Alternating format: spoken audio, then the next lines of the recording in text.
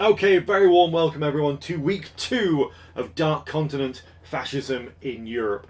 We got something a little bit different this week because I have the toddler scurrying around the floor beside me, so there may well be some interruptions. It's also different because we're just going to do 2 card pulls in our introductory video here because I only have 2 packs of Pokemon 25 Celebrations.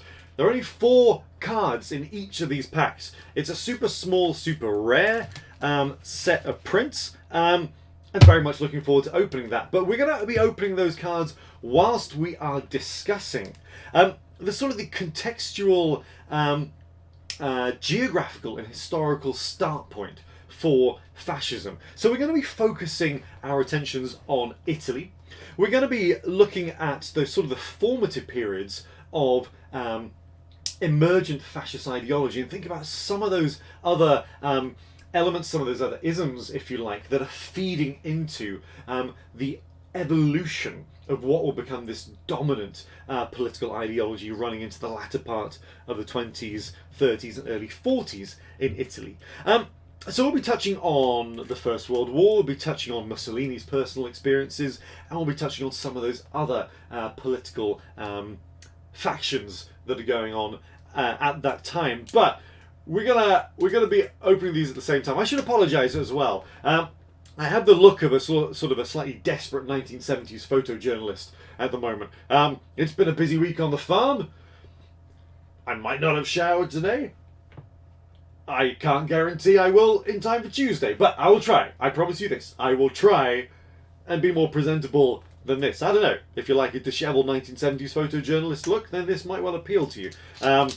Yeah, I will try and tidy up a little bit. But let's do this. Let's open this up. I'm so terrified that the toddler is going to get hold of these and tear them open because there are only 4 cards in these packs. It's there's a real threat of destroying them as you open them up. They just don't have the same rigidity.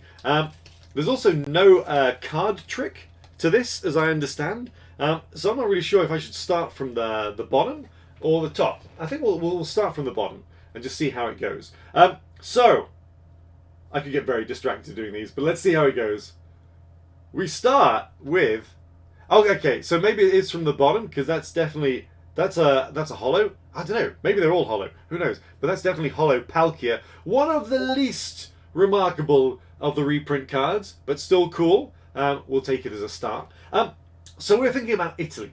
And one of the questions we're going to be dealing with is Italy's involvement in the First World War. Doesn't make much sense. Strategically, militarily, use of resources...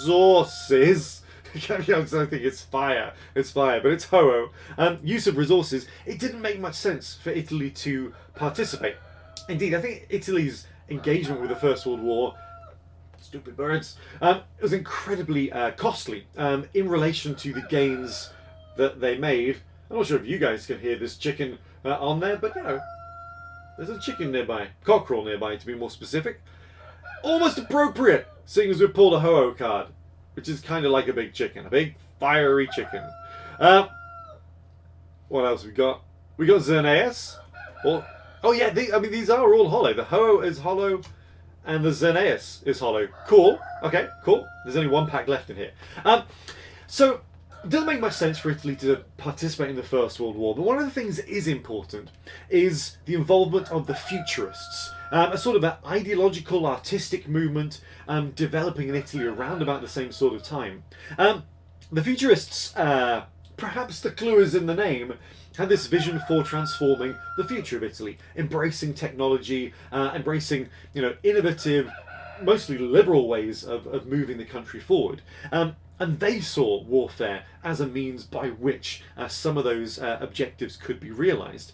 One of the things that's important about the Futurists is they feed heavily into the emergent fascist party. Indeed, much of the party is subsumed. It's full art. It's the Pikachu card!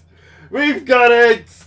Now, I have no idea how rare that is, but we got it in the first pack.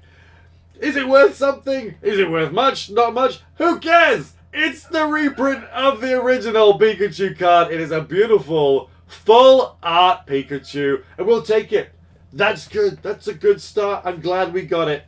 You know, it's one of those things that it probably, on balance, isn't that rare. I don't know. I haven't checked the card lists, but we will take it because we'd be really disappointed if we're doing Pokemon 25 cards and we didn't pull the Pikachu. So whilst we're talking about the futurists, we go back to the original Pikachu. You're very welcome.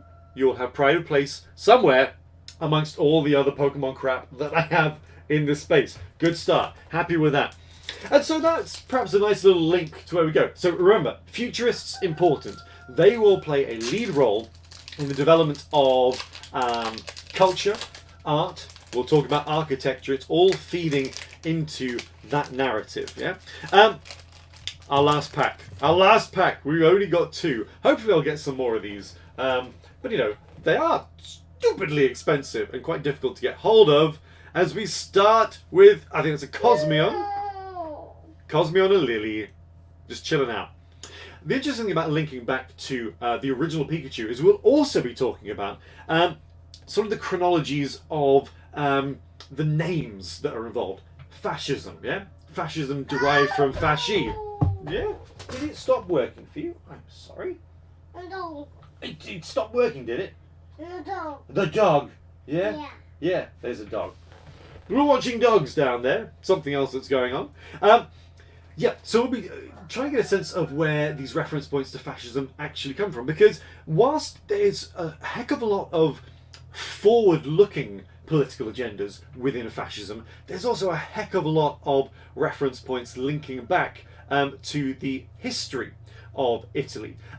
So Mussolini, that's Xenaeus again. So hey, we've got a double Xenaeus. If anyone wants to trade, let me know. I don't need 2, but it is a nice card. So lots of reference points using classical Rome as sort of a springboard for where the country was going to be going in its future. Interesting. We talked about inconsistencies within fascism, and that might be one of the things we can point towards. So we'll be looking at where classical Rome gives us our very terminology, the name for fascism, very much derived from a classical Roman context, which is pretty cool. And you'll see those reference points as well. It's a serve. It's Aurasphere. It's Kyogre. Yeah, I couldn't remember if it was the Blastoise card coming out, but no, that's still cool.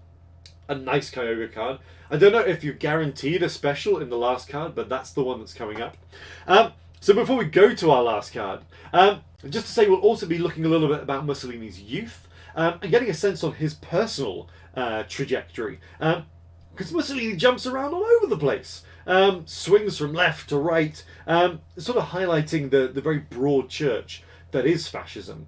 But we'll also get a sense of where fascism gets its opening.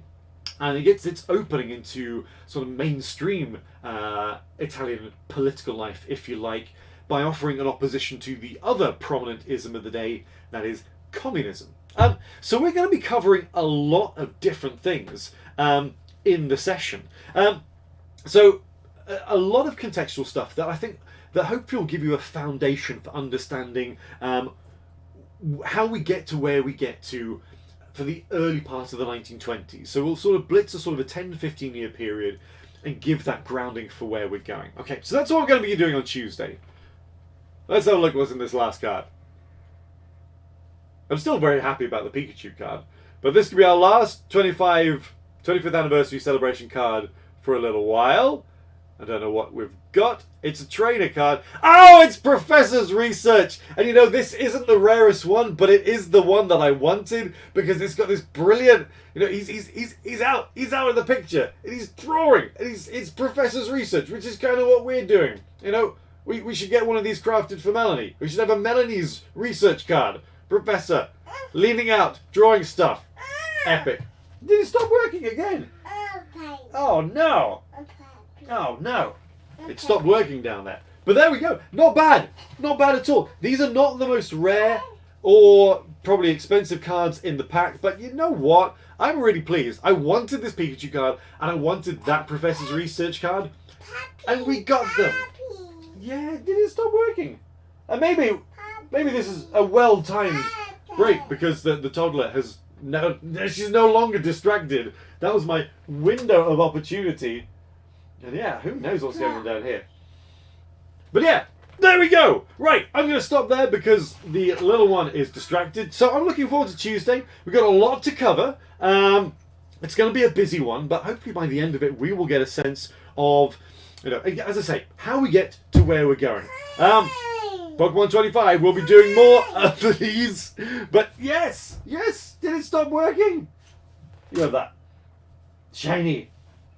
Yeah, shiny. Okay, we're going to look at more cards and do more shiny things in here. And I look forward to seeing you guys on Tuesday. Yeah, okay. Bye for now.